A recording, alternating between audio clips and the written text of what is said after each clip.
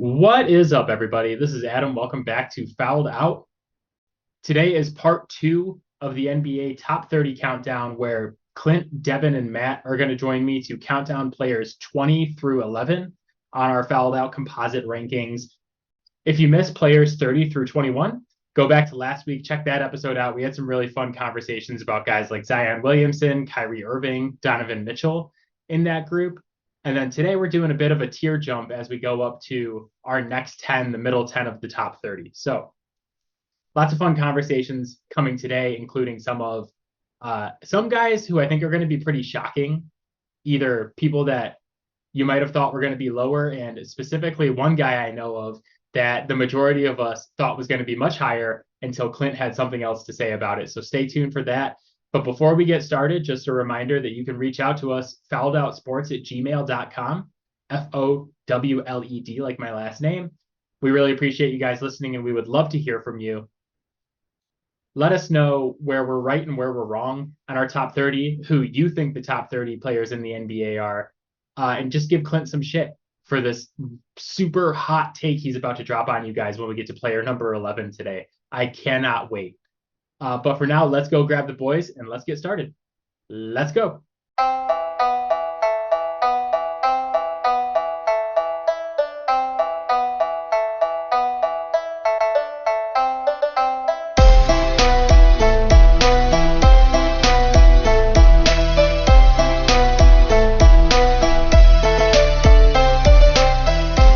All right, we are back and we have Matt, Clint, and Devin ready to break down players 20 through 11 on the Fouled Out composite list for the top 30 NBA players of 2024.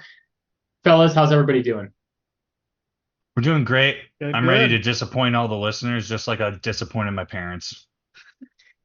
I mentioned in the opener to this podcast that everybody has to make sure they stay tuned for player number 11, which is the last player we're going to talk about today, because Clint dropped a bomb on this list and is going to drop a bomb on the listeners. And I can't wait for that. But before we get there, we got to start with player number 20 on the countdown. And that is Kings center, I guess. Domantas Sabonis, one of my favorite players. I had him 18, Matt 19, Clint 15, and Devin had him at 30. Last year, he was player number 22, so he's moved up 2 spots. I guess I'll start here. Devin, why do you want to hurt me? What did I do?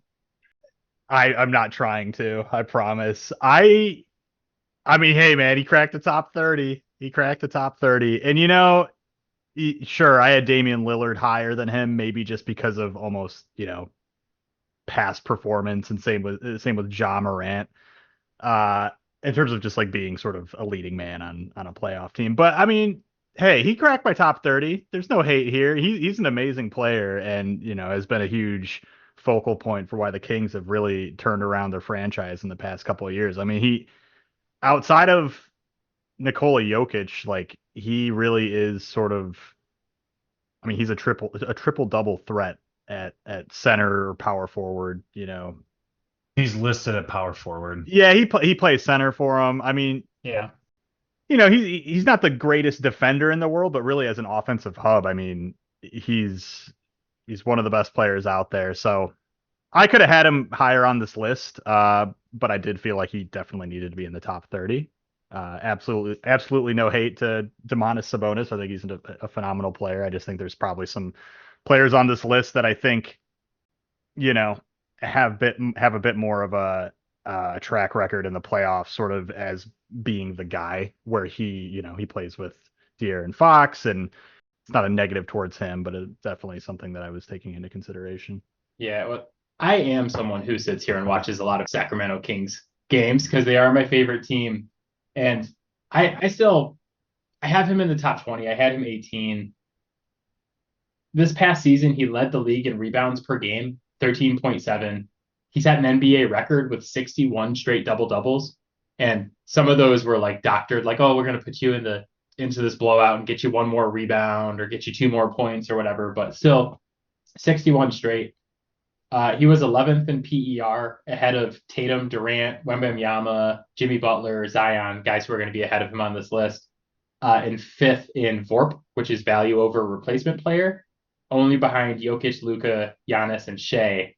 And like Devin said, he's a triple-double threat, average 19.4, 13.7, and 8.2 this season. So there's a lot of really great regular season stuff with Sabonis, but I think the two issues I have that I like, the reason I really can't move him up on this list and the reason that I can't be too mad at Devin for having him at 30 is there's been no playoff success. They made it as a 3 seed. Kings made the playoffs as a 3 seed last season, and Sabonis did not have a good series against the Warriors. They come back, and as great as he was in the regular season, they didn't even make the playoffs this year. So that's a problem for me. And then also kind of to piggyback on what Devin said, I think, in my opinion, Sabonis is the best player on the Kings. There's someone higher than him on the composite list, but I think he's the best player. And if Sabonis is your best player, he's not your best scorer. He's not your best defender, but he has such an all-around game with the rebounds and assists and stuff that he can still be the best guy on your team. You just have to have a very specific team around him to make him successful. And I don't know that the Kings necessarily have that. I think in our first kind of go around with the top 30, you had said, "Oh man, like this was one of the big guys that I was giving love to." Like I think that he's really good. His field goal percentage is almost 60%, 59.4%, which is fucking good. I mean, like even if you're playing back to the basket, which he doesn't do an awful lot of, but even if you're playing like down low in the paint a lot, 60% is fucking 60%. Like that's nothing to sneeze at. The fact that he's getting the rebounds, doing the dog work too, I think that's really good. And I think that his game translates better if so who plays off of him, like off of the other better? Is it Fox or is it him? Right? And I think that like if you were to take Sabonis and put him into a different situation, he would still play relatively well. I don't know if his numbers would be as high as they are, but he would still be like a like one of your main producers. Whereas I think Fox gets better because he alleviates the pressure on him, if that makes sense. Yeah, when they made that trade for Sabonis, they traded Haliburton for Sabonis, which we'll talk about here shortly. It unlocked Fox the second half of that year. And everybody was like, okay, like if this is going to be the pairing and we see Fox play this well for a whole season, like this trade might be worth it because Sabonis will have truly unlocked his potential. And then he comes back the next season, wins clutch player of the year, De'Aaron Fox does, playing off Sabonis. And Sabonis has really made him. And that's kind of why I think Sabonis is the best player on the Kings. I just have a lot of questions with the two of them being your best players or Sabonis being your best player. Like how far does that really get you? And so I can't move him too far up this list because we have guys on here who are number ones who have gone a lot further than the Kings. Although I will say for Sabonis that they had 2 play-in games this year, which are not playoff games, but still high stakes games. And he played well in both. He was 16, 12, and 7 against the Warriors, 50% shooting, and then 23, 14, and 7 in a loss to the Pels on 9 of 14 shooting. So like he showed up, but I need to see an actual playoff series where he plays well for a whole series before I start saying like, oh yeah, he's top 15. I can't hate too much on where he is on this list, just watching the team and with the team's level of success. So I think it's an okay spot for him.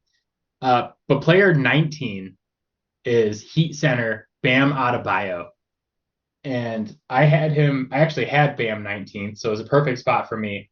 Matt had him 13th, Clint 23, and then Devin 20.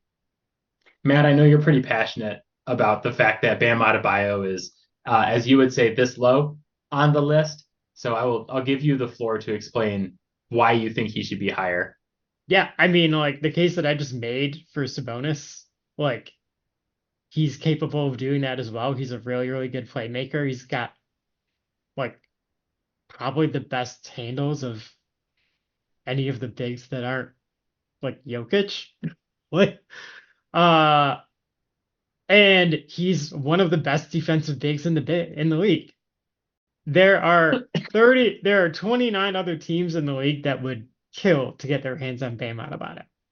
When you're gonna sit there and look at the stats, like he's got good numbers. He does. But I think that if you ever sit down and watch a game, it's just like he does so many things that aren't going to show up on the stat sheet, but like he is making everyone else on the floor better by either setting them up for looks or setting good screens and like calling the defense out there as well. Like being the guy who's like making sure that everyone is in the right place. He's made at least one of the all defensive teams in each of the past 5 seasons. Yeah.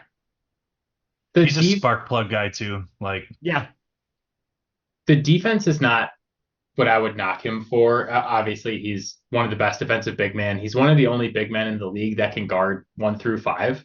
Yep. You know, he can play out on the wing. He can play down low. He can guard like a Jokic type of player. He did a good, like, decent job on Jokic in the finals a couple of years ago, like as good as you're really gonna do against Jokic. So he can kind of bang down low with those guys and then still get out on the perimeter and guards. The reason I had him 19, and I think this is like an appropriate spot for him on the list, is if we go back to the finals run that the Heat had, Matt and I were on this podcast last year, every single episode being like, I want more out of Bam. I want more out of Bam. He needs to be more aggressive. Why is he not attacking more? He should be scoring way more, shooting way more. And I thought he was too passive almost that entire finals run. And it didn't really cost them until they got into the finals against Denver, where they really needed somebody to step up. And I think everybody was just kind of cooked on that Heat team at that point. And then also, you know, they come back this year and they don't have Jimmy for their playoff series against who they play, the Celtics in the first round. Yeah. And they weren't going to beat the Celtics without Jimmy. It wasn't going to happen. But I just left those games being like, I just kind of wanted more from Bam as you're the best player on the floor now, going up against the Celtics team. Like, let's see what you got. You got Al Horford, Jason Tatum trying to stop you out there. Like, show me what you got. And so when it really matters, he leaves me wanting more offensively. And then the advanced stuff is fine. He's 38th in value over replacement player and 33rd in PER. So he's not super efficient, but like that stuff doesn't always capture the defensive side of the ball as well. So that's why I'm not going to knock him too much. Yeah. And my kind of counterpoint to what we saw this year in the playoffs too is just like, I think that's what you're going to see out of the way that this Miami Heat roster was constructed when Jimmy's not out there. Because that team's not deep enough to lose one of their top 2 guys. They're just not. So, especially a team like Boston that, while I think we all still have maybe some fair critiques of them, like they're sure as hell good enough defensively to hone in on one singular front court player to kind of, you know, control the game. I think what really hinders a lot of his stuff is like, I wouldn't say he has a signature play style or like something that he's ultra consistent with. And like, he's an undersized big man. Like in the NBA, he's 6'9", and he weighs like 255, which that's not what makes him undersized, but like other guys got 3 inches on him, and 3 inches is a lot when you're talking about like your quickness and your release and all of these other things. And like, yeah, he can guard all 5 positions. And it's hard to score when you don't have that thing that you're just like super good at that you can turn to reliably every single time and do it and make it for the, you know, vast majority of the time. Like when you're doing that, like all of your buckets are going to be really tough, and they're probably going to be because like, you know, you're getting screens or you're exploiting backdoor cut or whatever it is. And it's like, those are not necessarily like the easiest baskets to get because you're fighting over top of people, you're fighting through them. And because he is on the shorter side, like, yeah, he's going to get quicker defenders on him who can recover a little bit better because they're just laterally faster. So I think that, like, if he developed something in the vein of like a Dirk fallback or like a hook or something where it was like money going in and he used his body more effectively, I think like he could advance up the list. But I think just like he has a uphill battle because of like he doesn't have the height that some of the other like players on our list who are at the top have. And they have that signature thing that they can do too. Yeah, I think that's all fair. And it's funny because we're saying he's the 19th best player in the league. And we're Yeah. kind of like shitting on him and being like, well, he needs to do this better, that better. But like, it's a pretty good spot. And I think like 19 is probably the appropriate range Oh, for, just wait till we get to 15. yeah, I think 19 is the appropriate range for like a guy who's a number two, though, right? Because we're going to start getting into number one territory Yeah, here. So, I would absolutely agree with that. uh, number 18, back to the Sacramento Kings with point guard De'Aaron Fox. I thought this was an interesting one because I had him 22nd, Matt 21st, Clint all the way up at 13, and then Devin at 19. Last year he was 15, so he's dropped 3 spots. Um, as the resident Sacramento Kings fan, I'll start this one and just give you my 2 cents on the guy who's supposedly our best player. I think he does a lot of things well. He averaged 26.6 points per game this year. He was tied with Shai Gilgeous-Alexander for most steals in the entire league. My problem with him, and maybe I'm knocking him too much because a lot of this stuff maybe isn't his fault, but you've been here for 7 years in Sacramento. We made the playoffs one time, and he was excellent in our one playoff appearance. He averaged 27, 5, and 7 with 2 steals a game against the Warriors with an emulsion fracture in one of his fingers. But he was also awful in game 7, going 5 of 19 from the field and posting a negative 20 when we needed him most. They've had no team success with him as the franchise player to speak of, except for the one playoff appearance. His basketball reference page is barren. He was an all-star one time because he was an alternative when someone dropped out. And I think he made an all NBA team, not this year, but last year as a third team guy, which fantastic. Now we have to pay you a supermax.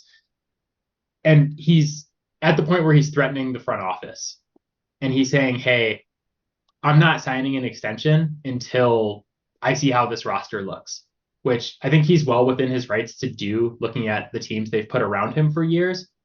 But when the front office drafts Marvin Bagley over Luka Doncic because Marvin Bagley is a better fit for you, when the front office trades away Tyrese Haliburton and picks you over him and gets Sabonis because Sabonis can unlock you, and you're going to that same front office and being like, listen, I'm not signing shit until you guys do more for me. Honestly, De'Aaron Fox can go get fucked until we have more team success in Sacramento. Jesus. Yeah. I was gonna ask if I can go first because he's highest on my list. You're coming at him pretty hard here. Like He's on my team too. I'm just Fan like, stands for fanatical. he's like the 5th best player in Sacramento Kings history too. He's like the 5th greatest king of all time. Wow. Yeah, think about that. Think about how bad. But it's that like, is. but like the Kings' top 5 players, like the 2 players that come to mind is like Mike Bibby and wasn't Chris Webber on that team. Yeah, I have him ahead. Yeah, of, so it's just a bunch of disappointing dudes. Like, what Don't- the hell? Like, what do you Don't mean? you talk about my favorite player of all time, Mike Bibby, like that. It's Oscar Robertson was on the Rochester Royals. Oh yeah. Okay. If we'll count that. Chris Webber is number 2, Peja Stojakovic number 3, DeMarcus Yep. Cousins number 4, De'Aaron Fox number 5. Just as an aside, Peja Stojakovic, so underrated. In fact, I played now, Truly. it would be insane. I love Peja Stojakovic. I liked him back in the day. Oh, me Like too. when we were doing snake drafts, I was taking him pretty high back in the NBA Live 2004. So like, yeah, I do believe that he was underrated. He's one of the best shooters of all time. Yeah. Easily. my dad took me to a Kings game in Detroit back when the Pistons were, this is like 03, 04, 05 range, like in there, Mhm. maybe a little bit earlier. And the Pistons won because Peja Stojakovic was absolutely lighting them up in the first half. And then Chris Webber decided to hog the ball in the second half and shot 2 of 27 in the game. Yeah. And they lost. And Peja was just kind of like, I'm cooking Tayshaun Prince, which was not an easy thing to do back No. then. So I have him high. I would even listen to the argument about putting him over Weber, but yeah. Anyway, Well, so someone talk up De'Aaron Fox though, because I did go Well, hard on him, but mostly it's because of frustration. Clint, I'll let you go because I know you said you Yeah. wanted to. Yeah, so I have him highest on our list. So some things that I'm just gonna put out there about Sacramento. I don't know what they're considered. I would consider them a small market team. They're not sexy. You're not gonna get people clamoring to go there. So like the fact that, I think it's a little bit like reasonable to say, hey, like I need to know what the roster is gonna look like before I'm gonna like want to like commit. Because again, it's like fledgling mediocrity. They haven't like been in such a terrible spot, but they haven't been in a great spot either. And it like you're just like damned in purgatory at that point. So like I don't think that like the team itself is like doing him any favors. I think that like he needs to get in and get a little bit more time under him with Sabonis just to like yeah, you're gonna unlock more of that. You're gonna develop better chemistry, and they're already playing well together. It hasn't been very long since they've been playing together, so it's like I have a lot of faith in that. I like his game, and he does have a resume that's doesn't have many accolades. I will say if he was okay having another ball handler on the court, that he could have had Luca to play with. He could have had Tyrese Haliburton longer. Yeah, play and with, we so. could have had Dwayne Wade and Carmelo Anthony back in the day, but we didn't. We had Darko fucking Victory Cigar Milicic. And fuck that guy. Like This is the thing I like about Pistons fans is you guys are like the only people who can understand the pain of not having Luka Doncic on your team when the whole Sacramento Kings fan base as a whole was like, we're picking Luka. This is going to be awesome. And I was on this podcast being like, Luka needs to be the number one pick. DeAndre Ayton is not like, I was pounding the table for him. And Matt, like after it happened, Matt's like, yeah, I remember when we passed on Carmelo Anthony and Dwayne Wade, and I had to watch them for 15 years. Yeah. Yeah. So you guys feel my pain. That draft class was fucking loaded, dude. Yeah. And that So was all followed up by the whole Larry Brown saga. Yeah. That was a rough turn of events. I want to say let's go on to the next player so that my feelings can stop being hurt because like we invite Clint and Devin on the podcast and Devin's like Sabonis is garbage and Clint's like Sacramento's not sexy and no one wants to go there. I'm like, you guys are just, I know you're speaking the truth, but it still hurts my feelings. But we're just going to go to another player that's going to hurt my feelings even more because number 17, ranked ahead of the two best players on the Sacramento Kings, is a guy they traded away, Pacers point guard Tyrese Haliburton. I had Hallie 20, Matt 16, Clint 18, Devin 17. Last year he was 27, so he's popped up 10 spots.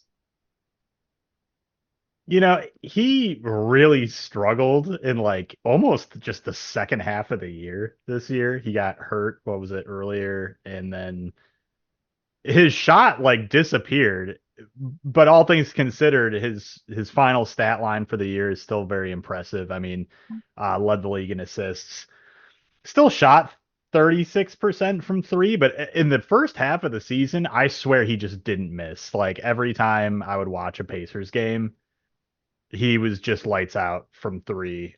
He was the first player to really get fucked by the limit of games that you have to hit to get like an all NBA award because he hurt his hamstring and he came back too early because he had a chance to be an all NBA player this season and be eligible for a supermax extension from the Pacers.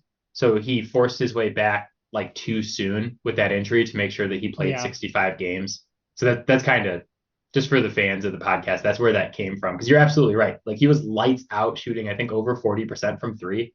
Yeah. He got hurt. like one of the ugliest looking jump shots of all time. Like I really think he's got one of like weird. He's on the tier list in S tier for weird NBA jump shots, but that thing is money and it just doesn't, it doesn't matter.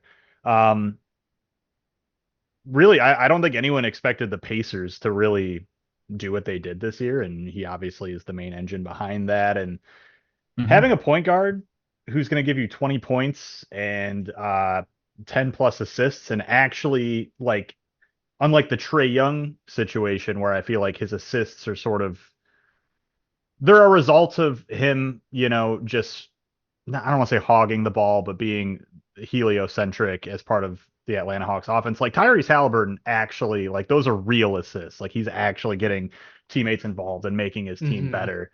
So I don't know. He's not getting bailed out by like I made a bad choice. I had to ditch the ball. And and his assist to turnover ratio is insane. And 11 assists to 2.3 turnovers. Like this guy he doesn't turn the ball over.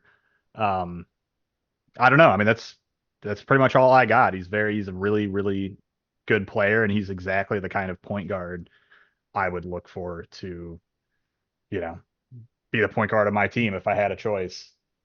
Yeah, from the advanced perspective, he was 8th in player efficiency rating this season, 14th in win shares, and then 8th in value over replacement player.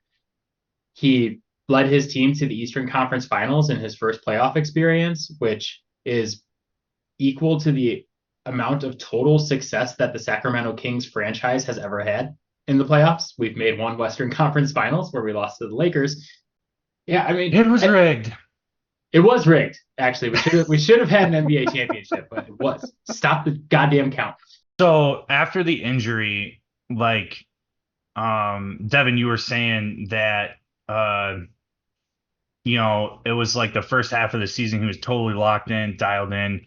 Do you think it's a matter of, like, you already kind of touched on him rushing back, which I think is like part of it, but it's like at that point, are you forcing the game?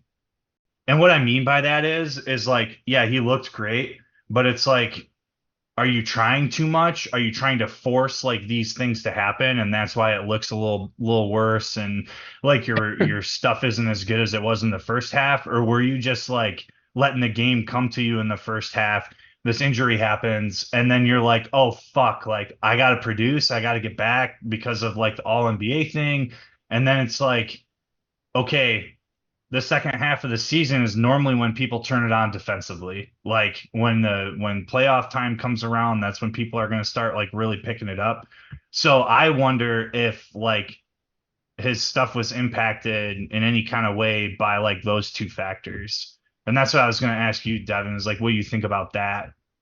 Well, that's a good point, because I feel like in the first half of the season or pre-injury, what made his game so impressive to me is that it just all appeared very effortless. Like, he's just pretty much making open threes, driving for easy layups and finding teammates. I know that's really oversimplifying the offensive process, but it was just a healthy dose of threes, easy layups, and just getting other people involved. And I think you're right. I think there could be an element of that, like where it's like, he's injured. He's trying to make an all NBA team. So he's coming back from his injury a little bit earlier than maybe he should have. And then it's like, you have a couple really bad games in a row shooting wise. And then it's just like, okay, I need to just like shoot my way out of this slump. And like, it's not like, he completely fell off. I mean, he shot decently well in the playoffs, just nowhere near as well as he was earlier on in the season. But yeah, he was probably forcing it a little bit. At least it seems like it definitely could have been to me. Yeah, I think it was just a little bit of a roller coaster with him at times this season. Like we talked about the injury, and then if you look at the playoffs, it's like, yeah, he had some like 30 and 15 assist games, like 30 points, 15 assist games in the playoffs, but he also had some like 9 or 6 points and 5 assists. So it's just the consistency, I think, is what we're looking for. But I think if he didn't have the whole injury and all NBA thing, and he finished the season the way he started it and was averaging like 25 and 13 and was second team or first team all NBA, he'd be way higher on this list. It's just, oh, for sure. The other thing that kind of bugs me with the playoff thing is, yeah, he went to the conference finals, but I would also argue that if the Sacramento Kings were in that position and played the Bucks without Giannis, and then the Knicks who imploded because of all the minutes those guys were playing.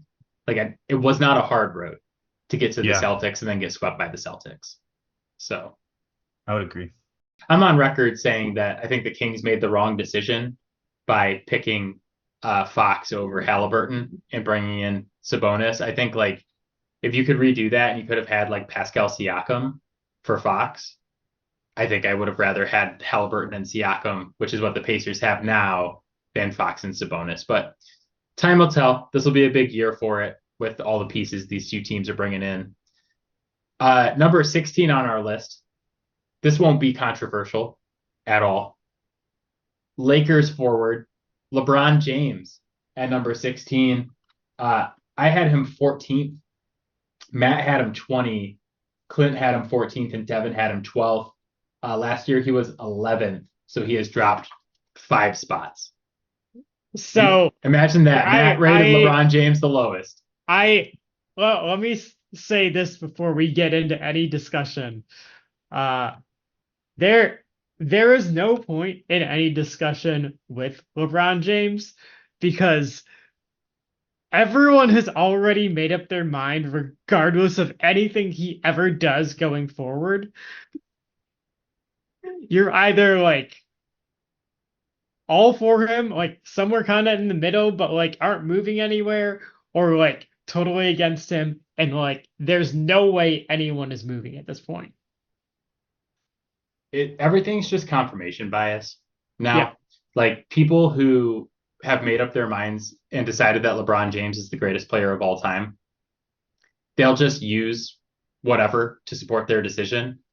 We were talking on the pre-show meeting for this podcast about how the U.S. just beat South Sudan in a Olympic warm-up game 101-100, and LeBron made the game winner in that game, and people are on Reddit and social media being like, this is why he's the GOAT. He blew by Wenyen Gabriel and got the game winner. And we can all sit here because I don't think anybody on this podcast right now thinks LeBron is the GOAT. But we'll all sit here and just be like, why was the game ever that close? Why was South Sudan within 1 point if you have the greatest basketball player of all time? They don't belong in the same fucking state, let alone the same arena as those guys. It's a fucking travesty that that was even a possibility. Yeah, you have 3 of the top 20 players of all time. So 3 of the, maybe, I don't know where you guys put Kevin Durant, but you have LeBron James, Steph Curry, and Kevin Durant. And I know Durant didn't play, but you have some of the best basketball players of all time and currently some of the best guys. And you're playing a team whose best NBA player is Wenyen Gabriel, who all of us talked about it in the pre-show meeting and didn't know where Wenyen Gabriel played last season. And we had to look it up and find out he's played for 7 teams in 5 years, and you're only beating that team by 1. So I will say, in regards to LeBron, as you said, I think we've all kind of decided how we feel about the GOAT discussion and where we feel like LeBron falls there. I have to say though, did you guys see that graphic at one point and I found it, where they had shown NBA players in their 21st season, what their stats were. And if you sort it by points per game, LeBron on that list is first at 25.7 points per game this year. Do you guys know who's second on that list and how big the fall off is for a player in their 21st season? Is it Vince Carter? It is. And Vince is Carter. it okay? So didn't he add I want to say it's 14 points a game or something shit like that? It's 7.4. Fuck me. With the Atlanta Hawks. So there's never been a player in their 21st season, easily. No one has ever done what he did this year in his 21st season. It's not even close. So I mean, he is the definition of a medical marvel. Yeah, and that's always the argument with LeBron is his longevity and his ability to stay healthy for the most part. Yeah, technically he hasn't really played that many full seasons in his career, but he's largely healthy for the majority of his career. And that's typically the calling card when people are, trying to make debate him as being the greatest player of all time over Michael Jordan, even though he also is like has had amazing moments and he has all these titles and has the stats and the accolades. But it really is, he's not the same player anymore. Yeah, I want to say a nice thing and a mean thing about LeBron before we move on, just in the current context of LeBron. His PER last season, player efficiency rating, was 23.7, which is the worst of his career since his rookie year, but it was still the 8th best number in the entire NBA. There were only 7 guys who beat his PER this year, and it was his second worst mark ever. I think it's important to note that, like, I will talk shit until the cows come home about LeBron. Like, I think he has like a lot of things where his values are really fucked up. And like, I mean, like I would say he's kind of notorious for losing as many finals as he has. However, he's a guy you have to honor every night because like it doesn't matter if like he's cold, he could turn it on for fucking 20 and a quarter and like they're right back in the game. Like you have to honor him. And that's not something that like I'm gonna disrespect him and be like, oh, he's totally fucking washed up. Like clearly he's not. And you're always gonna have to have one of your best defenders on him. And I think that he deserves to be in a top 15.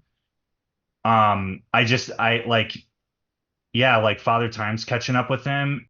The mean thing I'll say about LeBron, he was 200th in defensive rating this past season. His defense is not there anymore. Yeah. He's not the same guy. I don't know if you guys are familiar with the anime My Hero Academia. You guys have ever seen that? I am familiar. I'm familiar with some anime. Yeah. So he it reminds me of All Might from that, where like he can turn it on for a certain amount of time, but he can't keep it up forever.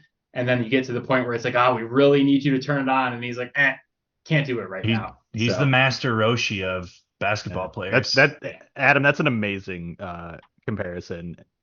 On an aside, have you watched Jujutsu Kaisen? Yeah, it's my favorite show. Oh, dude, my Adam. 100%. Adam, bring it in, buddy. 100%. Devin and I made up for him saying that Sabonis is trash earlier in the podcast. Before we move on from LeBron, I'll just say that Devin's like strictly as a player, I don't disagree that he would be top 15 because I mean guys that put up what was it like 25 8 and 8 with like efficient scoring is nothing to slouch at, to put it lightly. The problem for me with LeBron that I feel like I needed to lower him further is that he carries so much power, not only in the league, but like specifically with the organization that he plays for, in terms of like the moves that get made and the team building. It's really great when you land that big piece, but beyond that, the smaller moves that are needed to be made to make the team good, like he kind of gets in the way of that being able to be done. And I mean, I think we've clearly seen that as we've gotten further away from the Anthony Davis trade, the team has slipped further and further down the West. And like that is an impact. Well, I think it's egregious that they drafted his son and paid him the amount that they did too. Like, come the fuck on. Like, really? If by egregious you mean fantastic NBA moment this season that we're all going to have to stop watching whatever game we're watching for because they're going to put it on every TV. All right. Player number 15, as if player number 16 was not controversial enough. Player number 15 is Philadelphia center Joel Embiid. I had him 17th. Matt had him 22nd. Clint had him 11th. And Devin gave him the first top 10 vote of the countdown at number 8. Last year, he was number 8. So he's fallen from 8 to 15 for us. As it's Devin versus Matt. One of you's got him up at 8. The other one's down at 22. Look, here's the thing. I am not the biggest fan of Joel Embiid. I think we're all kind of on the same page with that. And it's just like at this point, I don't know if we can count on him to be healthy throughout the playoffs. And I get that. And that's, a huge reason why we've had a lot of these players down lower on the list, like Kawhi and Paul George. Uh, Joel Embiid, he gets the top 10 placement for me because it might be a little bit of recency bias. He's an MVP winner as recent as last year. I mean, the man averaged 35 points a game this season. I mean, he only played 39 games though, so it really I'm it's because he's a recent MVP winner, and it's not maybe not the greatest reason to have someone in your top 10, especially considering just all of the occurrences in the playoffs he's accumulated at this point of just not being able to really be 100%, not even close. There's always some weird injury, and it's never the same injury. But I give him the top 10 spot just because when he played in the regular season, he was dominant. But I have a lot of issues with him, but I'm still going to give him the top 10 spot now. I can kind of sum it up the same way that I sum up my thoughts about Doc Rivers. He's a loser. Like, and like Devin, like you pointed out too, you can't really trust when he's gonna be there. He's kind of trending to the point of Kawhi that you kind of know he's not gonna be there. And if he is, do you even want him in the locker room? Because he's got such a shitty attitude. I mean, him being the best player on your team, like the quote unquote leader of your team, probably bad. I won't deny his skill and his talent. But I think he has proven time and time again that he's a liability from his lack of availability, not coming up the biggest when he is needed the most. He doesn't make the people around him better. And then he blames them. Yeah. And he loses. I guess like I had him the second lowest. I wasn't as harsh on him as Matt was, just because the upside that Devin mentioned is there, where it's like when he's healthy, he's literally an MVP caliber player. But I went through his stats this year and I was like, oh, he's number one in PER, except he didn't qualify because of games played. Oh, he's number one in points, except he didn't qualify because of games played. Yeah. But he is a dominant force when he's out there. And he's had some really good playoff moments, just not the success that you would like to see out of someone that has that regular season talent. I just look at it and I'm like, okay, the guys that we had behind him on this list, Sabonis and Bam, like some of the big guys, if they're your best player, are you going to be like a top 4 seed in your conference? And the answer is no. Like if Bam's your best player, you're not going to be a top 4 seed. If Sabonis is your best player, you're not going to be a top 4 seed. With Embiid, I guess like the health is a huge caveat, but if he's healthy, he's going to be in the MVP conversation every single year. You're going to be a top 4 seed. You probably make the second round of the playoffs, but you're not going any further than that. So it's like, there's a floor for him for me where I'm like, yeah, he's like better than someone like Sabonis, but there's also a ceiling for me because I'm like, okay, if I'm trying to win a championship this year, he can't be that high on my list because you don't win championships exiting in the second round of the playoffs. Player number 14 on our list, rookie phenom, Spurs center Victor Wembanyama. I gave him the second top 10 vote of this list. I had Victor at 9. Matt had him at 10, Clint at 21, and then Devin at 14. Last year, obviously, he was not ranked because it was his rookie season this year. This is the hill that I will die on. By the end of the season this year, Victor Wembanyama was the best defensive player in the NBA with a bullet. If we had a rookie who was the best offensive player in the entire NBA, we would have him top 5 on this list. And I can throw all sorts, I have all sorts of stats written down that I won't bore you guys with, but he got off to a really shaky start this season and then kind of started learning and like getting his sea legs under him. And the points, the rebounds, the assists, the blocks, everything just goes up every month. And it got to the point where in April, they played 5 games and he averaged 25, 13, and 7 with almost 6 blocks per game in those 5. Like, there is no ceiling on this man. And I guarantee that this will be the lowest he ever is on this list ever again.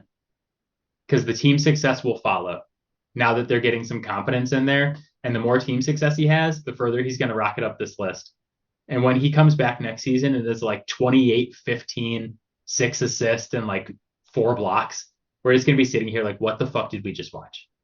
I mean, he did what he did as a rookie without a point guard giving him the ball.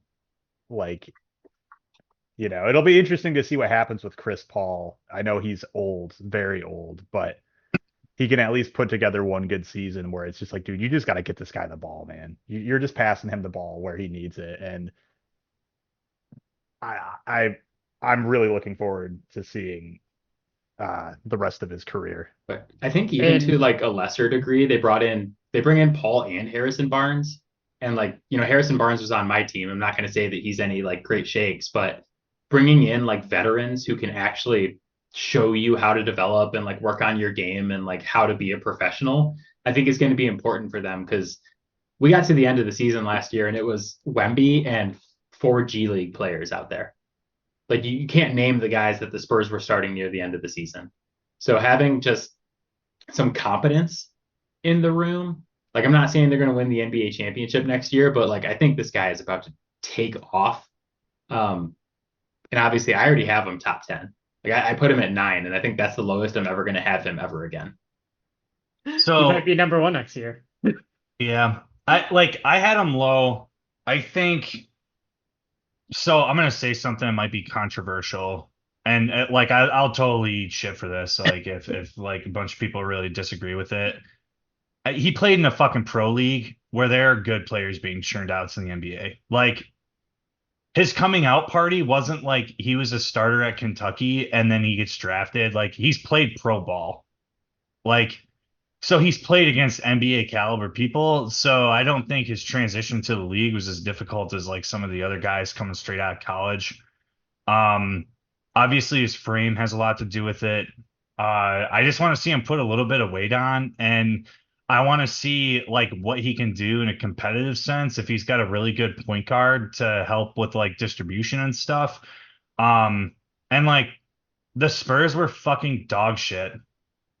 So it's like I don't know how invested the other teams are when they're just kicking their teeth in. Like, so it's like I don't know how tough people are really playing him and stuff. And yeah, like I would love for him to be number 1 next year, because it's like I'm all for the bigs, but it's just I want to see him in a little bit of a more competitive capacity where like he's playing for things that matter rather than like, oh, I'm gonna get like we're out here just like developing NBA fundamentals with Pop, and we're gonna get like a fucking good draft, like a good draft spot.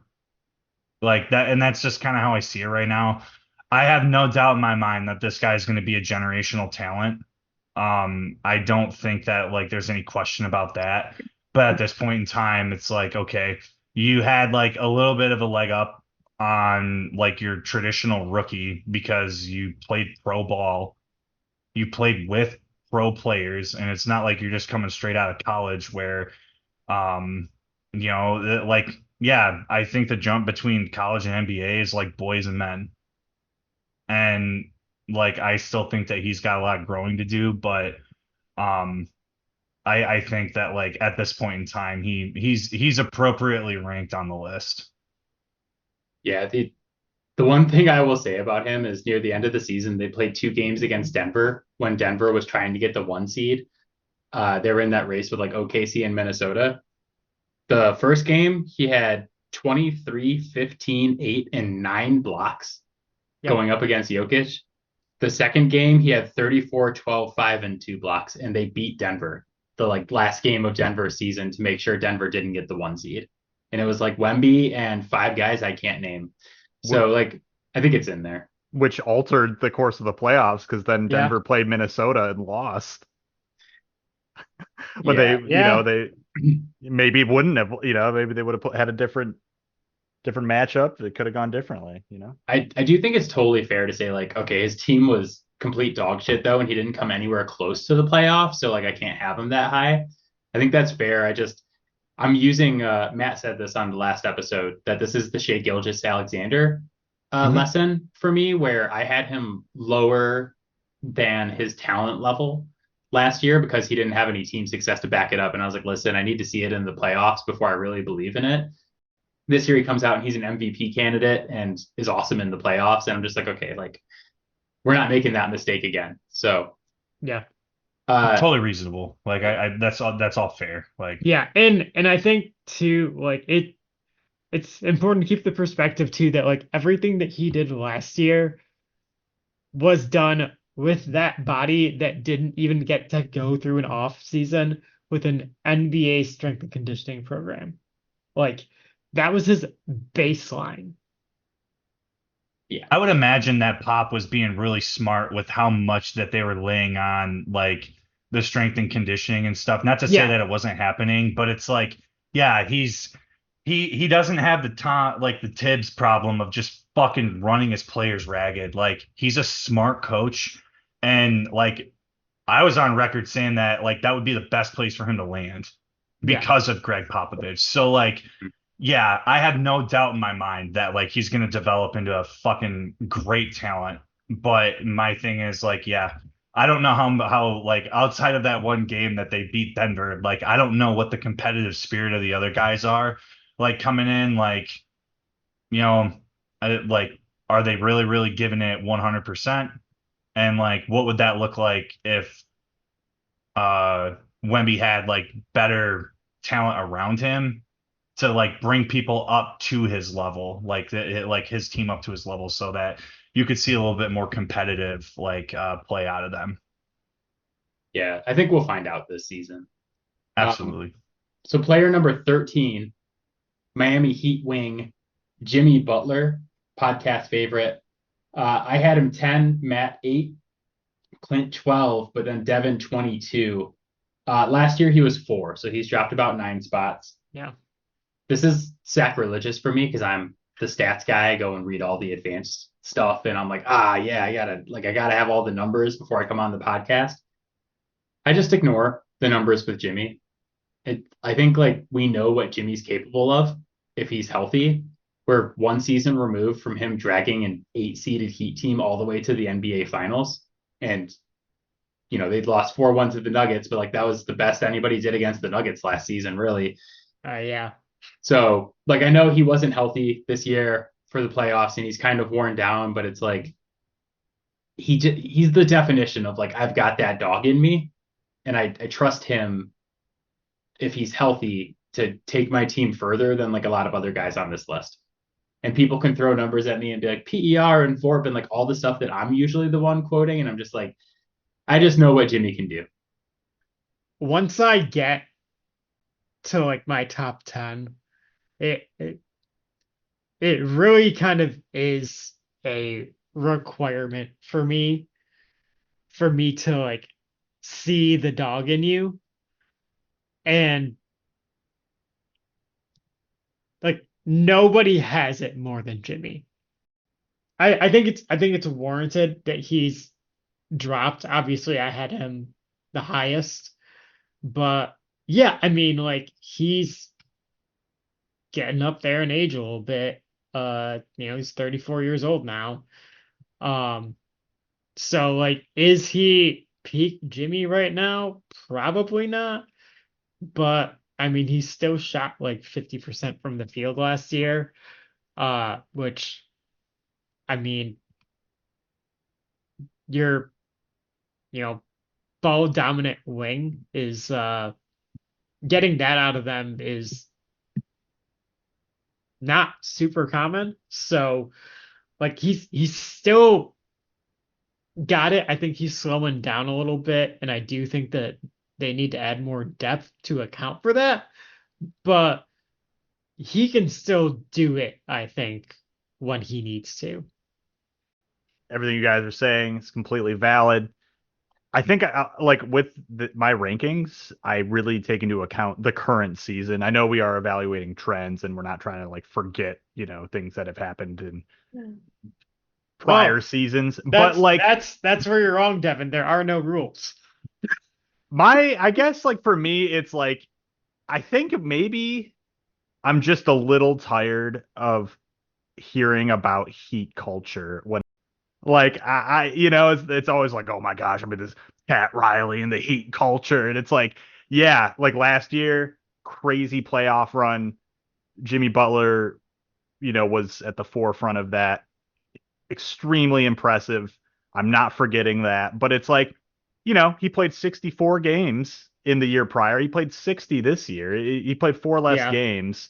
Not that, you know, not so much more unhealthy in totality here. He still played well.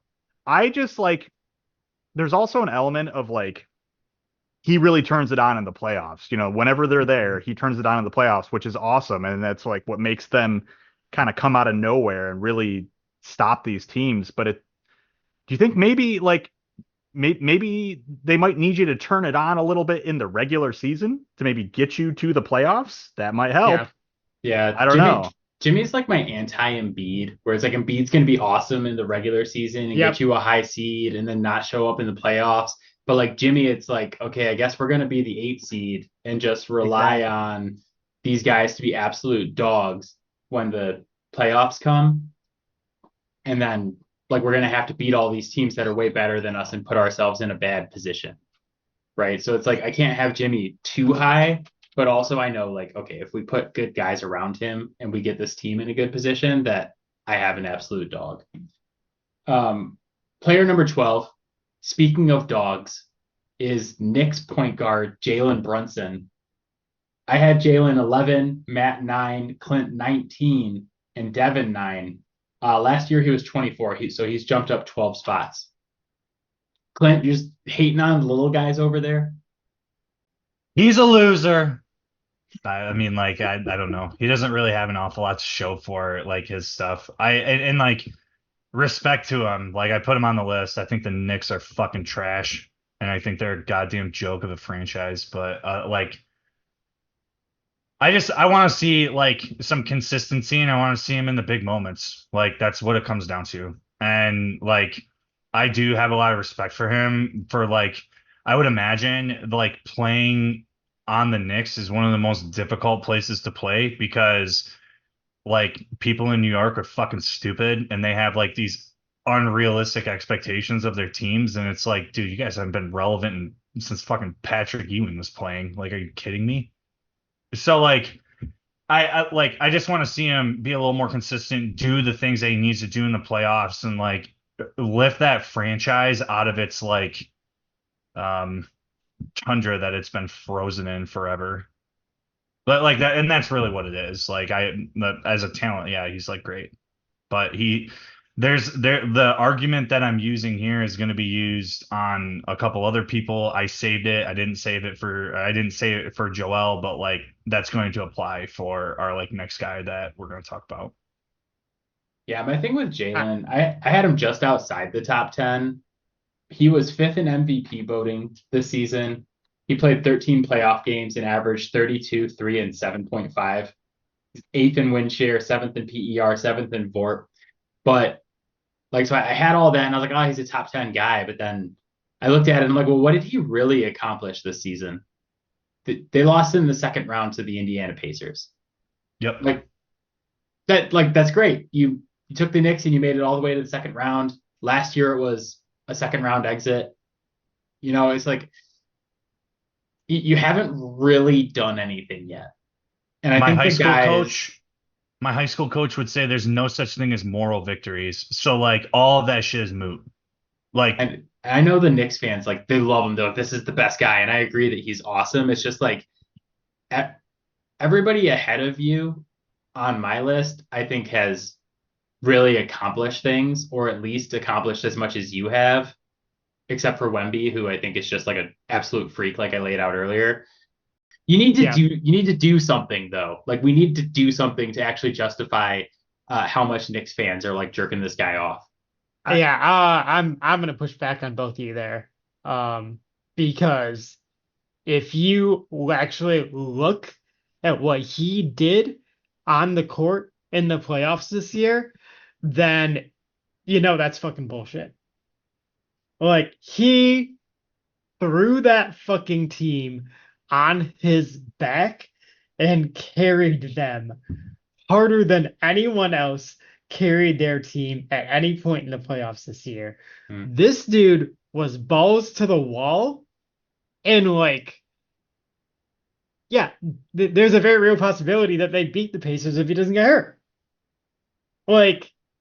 And you've talked about how much Thibodeau runs his players into the ground, and we're not going to factor that into it, right? That is something you said. It's this guy's got the dog in him, and we're going to talk about some other guys here who I don't feel like have that same edge. Obviously, it's debatable as to whether how that calculates out, but I can definitively say from watching him, I feel good about going into an important game with him because I know he's going to show up. Let me ask you a question about Mr. Dog, Mr. Grind It Out, Mr. I got that dog in me, Jalen Brunson. Where did he rank in defensive rating this season? Out of all the players in the NBA, where did he rank? I'm going to guess it's pretty above bad. James Harden. No. He was 373rd, meaning that per defensive rating, which I concede is not perfect, there were 372 guys who were better defensively than he was this season. He plays one side of the floor and lets everybody else play the other side for him. So I agree that he absolutely carried the Knicks team that really did not have many other options far. But if you're going to play one side of the floor and you're going to be Mr. I got that dog, I'm going to grind this out. I just need to see more before I put him in my top 10. I don't think that you can make that argument and ignore the offensive load that he has to carry, though. We've accepted that with every single other player, that when they take on a huge offensive load, that the defense suffers. Did it suffer too much? Sure. That's why he's, not top, right? But there are other guys here that I just don't feel as confident that they're going to show up when their team needs them the most. Yeah. I still had him all the way up at 11, but I'm just going to tell you that the guys I have in my top 10 carry a heavy offensive load, not as heavy as Jalen Brunson, and they are not 373rd in defensive rating. So that's where I was top 10 is still a little high for me, but I do think he's an incredible player and what he's accomplished so far. Being a guy who, when the Knicks got him, everybody was like, that's an overpay, and just being as incredible as he has been for them is spectacular. I don't think 11 is a diss. And I don't think that we can even quantify the value of him taking the insane pay cut for his team, right? That for me does factor in, because you're literally making a personal sacrifice to help your team win. Yeah. But his dad works for the Knicks, and just wait till you see how much his dad's salary is next season. All right, final player for this podcast. We've built this up enough.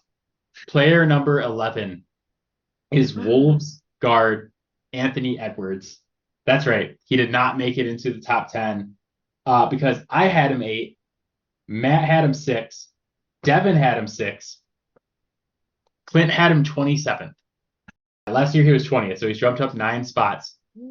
I get so excited about this every year. I thought for sure this guy was going to be top 10 after some of the games we saw him have against the Denver Nuggets in the playoffs this year. I was just like, this guy top 10 with a bullet in the top 30 this year. Clint, why is he player number 27 on your list? Go off, He's a King. fucking Go yappy. off. He's a yappy loser. He has 2 accolades to his name. And like, yeah, granted he's 22 years old. But he has like third all NBA and like a rookie thing, and that's it. But like, okay, so like let's look at this. 12th with points, 64th in rebounds, tied for 35th, and then 87th in field goal percentage. And he's talking about being like, I probably wouldn't have rated him so low, but like his comments about the Olympics made me want to fucking run through concrete. Like, I'm gonna be the #1 option. It's like, are you fucking kidding me? You're coming off the bench, you dipshit. I can't fathom loving myself as much as Anthony Edwards loves himself. And it's like, I'm all about being confident and stuff, but dude, like, you ain't even been there yet. So why don't you pump the brakes and show some humility until like you actually turn it on? You beat Denver, which, yeah, like I wanted Denver to win. I like Nikola Jokic. You guys built your team specifically to beat Denver. So like, yeah, you did what you set out to do. That's cool. What happened after that? You got your fucking balls paddled. So like, eat shit. Like, I don't want to hear about any of this other stuff. Like, and the fact of the matter is, like, if you're gonna wear that, like, that that crown of like I'm the best, like, you gotta back it up. And I don't think that he did. Like, he might in the future, and I hope that he proves me wrong. But like, yeah, you had a nice coming out party, and you got to be a little loud about that. Now you're on everyone's radar. Now, like, Jimmy Butler's gonna look at you like, I'm not letting this young punk ass kid fucking come into my house. Like, everybody's gonna step up their game against you now, and they're gonna like play you like you talk. And I want to see what happens next year with that. Like, honest to God, and I'm not going to deny that he's a good player. He obviously belongs in like top 30, and I ranked him super low. But it's like, you don't get to talk like that and then fucking lose in the playoffs the way that you did. Like, get the fuck out of here. Come on, be serious. Yeah, you just like get out dogged by Luca. Like Luca does all of your antics, but just is also better than you. Which Luca is is a tough fucking look. baby mode. Like, he is like the biggest fucking crybaby too. And it's just like, yeah, he came out and fucking punched you in the mouth and he didn't have a response for it. It's like, dude, the fucking Pillsbury Doughboy of the NBA just like fucking made a fool of you. Yeah. So I think Anthony Edwards, like, I guess the rebuttal here for the rest of us who had him in the top 10, and Clint sufficiently like got him low enough on the list to keep him out of the top 10, even though the rest of us voted for him like in the top 10. So when we were texting back and forth, I told Adam, I was like, I'm ready to fuck this year's list up. And I think I had 2 picks that moved things around enough that like I got people out of where Adam wanted them to be. No, this is what makes it fun though. I was just having this conversation earlier that like if all 4 of us come on and we're all like, okay, we all agree on where everybody should be, this is the list, that's not fun. The fun part is coming on and being like, yeah, like Clint just like tanked this guy's stock on the podcast. That's the best part. But what I will say is I think that Ant is going to start turning into the new Jimmy Butler, where like a lot of the stats you threw out for regular season stuff, yeah, like they weren't that great. But you get into the playoffs, he played 16 playoff games. 10 of them, he had more than 25 points. 5, he had more than 30. And then 3, he dropped more than 40. So the ceiling of like what this guy can do when it matters. And like this season, they obviously go a little bit further. They get all the way to the Western Conference Finals and then lose to the Mavs. But even if you go back to last year and look at that first round series against Denver, he was an absolute problem for Denver last year as well. So, he locks up Jamal Murray, basically like makes Jamal Murray his bitch in the playoffs this year. He was a huge issue for Denver. And I get the bravado and stuff can be off-putting to some people, but he's 22 and I know he makes a lot of mistakes and does a lot of stupid stuff, but I kind of let that go because he's so young. And I just look at the fact that like this 22-year-old just dropped 340 balls in the NBA playoffs against some of the best competition in the world. Like he took out Durant and Booker, who are higher than him on this list. He took out Jokic, who's higher than him on this list. The bodies were piling up before Luka and Kyrie stopped him. So They didn't just stop him. well, Like, the fact that like Kyrie cooked him after he said like, "Oh, I got Kyrie in the next series," I think goes to your point of like, yeah, maybe his mouth is like writing checks that he can't cash right now. But I think it's just like youth and arrogance, and I think like the more experience he gets, he's just gonna keep being a dog. Like I think he's gonna turn into more of a dog and maybe learn that he needs to shut his mouth at certain points. But I agree he's immature, and so like if you want to knock him down your list for being immature right now, I can't argue with you. I think another reason why his percentage, is just baseline stats don't necessarily look the most appealing is his play style, which, he takes a lot of mid-range shots, which I guess you could look at as a negative, but I feel like it's such a strength to his game to be able to make difficult shots. And there's a reason why people are very quick to compare him to like Kobe and Michael Jordan, which let's not do that. I don't like it when we do that to players, but I understand the comparison because his shot making in the mid range kind of like from like a mid post or triple threat type of situation is very old school. And to be able to kind of make shots in the way that he does, you kind of have to just throw statistics out the window and be like, I don't really care that this isn't the most efficient shot. And he's quite good at doing it. So I don't know. I kind of look at his percentages throughout the regular season. He's a competent 3-point shooter, but he takes a lot of mid-range shots. So I don't know. I look at his percentages and I don't really look at them as a negative, I guess. I like that about him. Like Mm-hmm. Matt would know that like I've talked ad nauseum that like the mid-range stuff needs to come back. Like there is utility in that, and I think that it's good, but like you don't get to put yourself on the pedestal and then like lay eggs and expect people to not like come after you or give you the benefit of the doubt. Like you want to talk like you're, top 3 or the best fucking player on the Olympic team or whatever, you better be fucking showing out. Or else like, yeah, I'm going to treat you just like I treat LeBron, just like I treat like Giannis and the guys who are at the top of the list. Like, sorry, spoiler alert. You guys know Giannis and Jokic are in there and Doncic. But it's like, yeah, like you want to like behave like them and like have that bravado and stuff, then I'm going to hold you to the standard that I hold them. And I would fucking flame those guys if they had the performance like you did against the Mavs. I'll also say that he was not that great against South Sudan or Germany. So just throw that out there after bragging about it. But I will say though that like out of these like more ball dominant guys that are really high up here, like he's one of the few that has shown the ability to like have that high level of usage and still turn it on defensively when he needs to. Like when he locks in defensively, he's like one of the best. Yeah. I just when he wants it though, like that, and that's the issue. Yeah. I was just looking forward to Clint's take on that because as soon as I got everybody's list in, I was like, oh, that's a hot one. Yeah. But that's a good place to leave it for this week. So that is it for us. As always, Fouled Out can be found on Spotify, Apple Podcasts, Pocket Cast, Overcast, anywhere you get your podcast.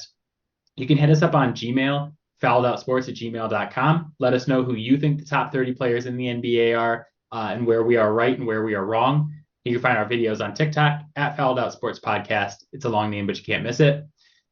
So we are through 20 players in our top 30 countdown, meaning next week is going to be the top 10. So this podcast is going to come out July 25th. Next Thursday will be the top 10 players in the NBA. And then the week after that, we're going to be the first full week of August. And starting in August is Matt and my coverage of the NFL on this podcast. So we're going to be coming back the first full week of August with 2 podcasts previewing the AFC and the NFC North and Matt's beloved Motor City Kitties for the 2024-2025 NFL season. So looking forward to that. But until then, thank you guys for listening, and we will see you soon. Okay, bye, guys. All right. Bye, guys. See ya. Bye, Bye. Robin.